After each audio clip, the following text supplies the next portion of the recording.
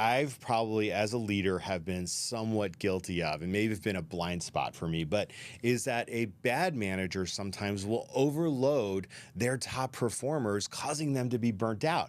Now, the reason I say I've been guilty of this is because when you have a large team, you have your go-to people. If I could say, hey, I'm going to give this to Melissa on my team because I know I don't have to think about it once I give it to her. I know she will execute it, just excellence in mind, and I don't have to worry about it. Melissa becomes my go-to all the time. What does that do, right? It overloads her.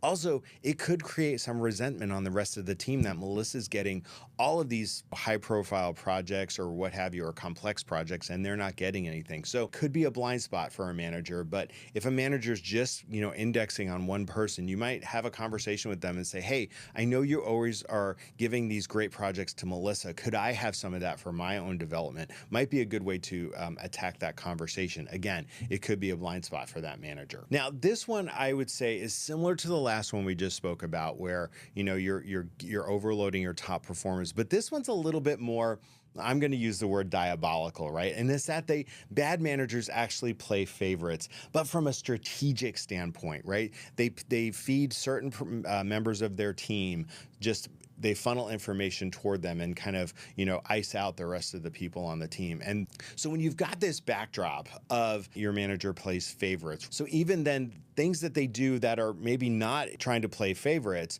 whether it's, behaving fairly or having some recognition or, giving people some opportunities, they feel it's rigged, right? They feel like, hey, they're just doing this because somebody told them to. At the end of the day, they still are going to play favorites.